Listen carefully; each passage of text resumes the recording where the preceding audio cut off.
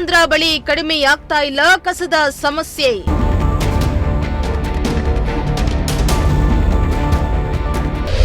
Highway ಪಕ್ಕದಲ್ಲೇ ಬಿದ್ದಿದೆ ರಾಶಿ ರಾಶಿ ಕಸ.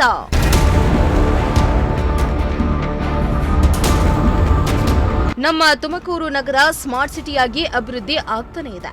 ಆದರೆ ನಗರದ ಸೌಂದರ್ಯವನ್ನ ಕಸದ ಸಮಸ್ಯೆ ಹಾಳು ಮಾಡ್ತಾ ಇದ್ದು, ನಗರದ ಮೂಲೆ ಮೂಲೆಯಲ್ಲಿರುವ ಕಸದ ಸಮಸ್ಯೆ ಬಗ್ಗೆ ಪ್ರಜಾಶಕ್ತಿ ಟಿವಿ ಸಾಲು ಸಾಲು ವರದಿಯನ್ನ ಮಾಡಿದ್ರೂ ಅದ್ಯಾಕೋ ನಗರದ ಚಿತ್ರಣ ಮಾತ್ರ ಬದಲಾಗ್ತಾ ಇಲ್ಲ.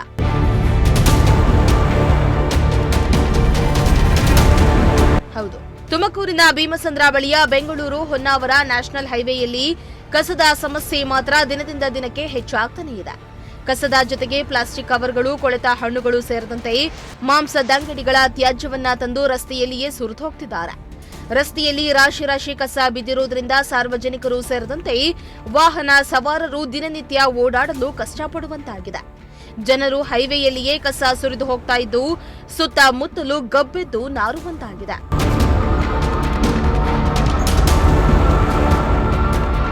ಇನ್ನು ಹೈವೇಯಲ್ಲೇ ಕಸದ ಜೊತೆಗೆ ಪ್ಲಾಸ್ಟಿಕ್ ತ್ಯಾಜ್ಯವನ್ನ ಸುರಿದು ಹೋಗ್ತಾ ಇರೋದ್ರಿಂದ ಜೋರಾಗಿ ಗಾಳಿ ಬೀಸಿದಾಗ ಕವರ್ಗಳು ಗಾಳಿಯಲ್ಲಿ ತೇಲ್ಬಂದು ರಸ್ತೆಯಲ್ಲಿ ಸಂಚರಿಸುವ ವಾಹನ ಸವಾರರಿಗೆ ತೊಂದರೆ ಉಂಟು ಮಾಡ್ತಾ ಇದೆ.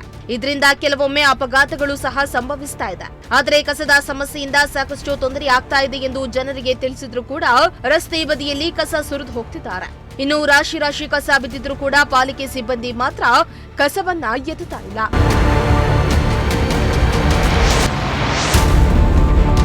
ಅದೇನೇ ಆಗ್ಲಿ, ಹೈವೇಯಲ್ಲೇ ರಾಶಿ ರಾಶಿ ಕಸ ಬಿದ್ದಿದ್ರು ಕೂಡ ಕಸವನ್ನ ಎತ್ತದಿರೋದು ಮಾತ್ರ ದುರಂತವೇ ಸರಿ.